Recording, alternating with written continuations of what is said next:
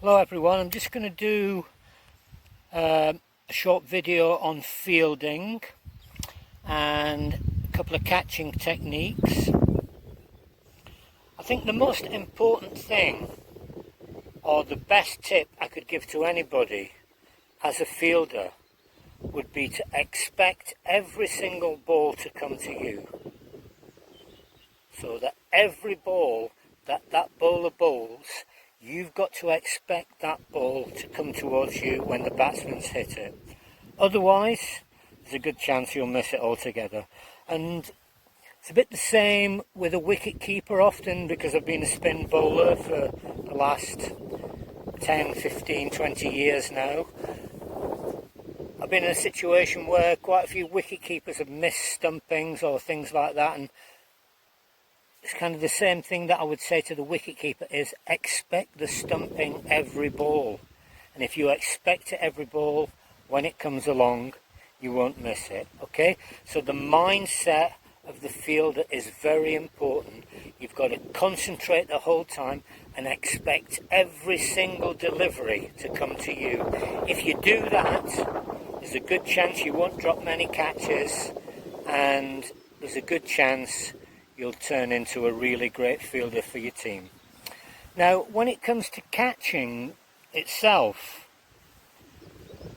it's very important to let the ball come to you as much as possible. If you grab for it, you're probably going to miss it, or you'll probably make a mistake. So let the ball come to you, then close your hands around it very gently.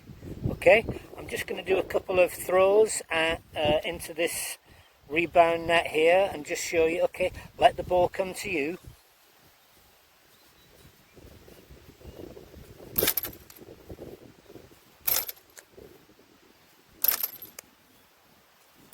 Watch it right into your hands all the time, right into your... Oh, not very good throw, that one. Good for the fielding practice though. Okay, alright, let the ball come to you. Don't snatch at it. If you snatch at it, you'll drop it. The other thing about a cricket ball is, as well, it'll probably travel a bit further than you think due to the weight of it. So if the ball's hit high up in the air, don't move too soon. Okay? See if you can get an idea of the flight before you make your move. How often have you seen a fielder running too far and the ball ends up going over the head? Because, as I was saying, the weight of the ball tends to travel a bit further than you think. Now the high catch, there's two techniques you can use for that. The first one with the hands this way, and the Australian fashion is with the hands like this. So I've got fingers here, maybe pointing down a little bit, or fingers pointing up.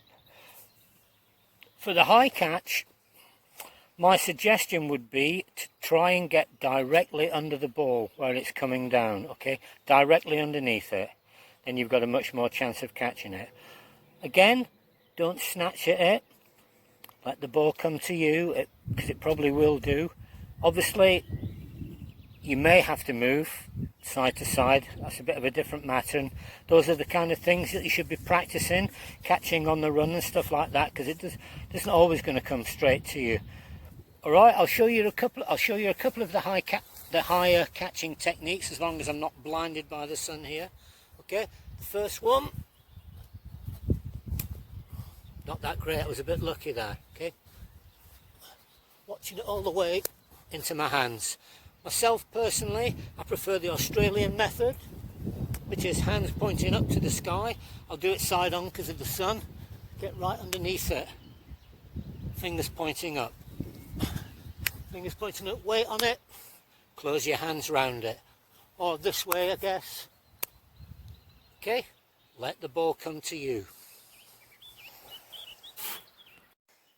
There's one thing I forgot to mention in that little video about fielding there. In the past, when I've been picking a team, if you look at your best batsman and who's going to be able to bowl for you, and once you've organise that, I personally will be looking at who is the best fielder. Because I think people forget that if you save 20 runs, that is exactly the same difference to the overall match result or score as somebody who actually scores 20 runs with the bat.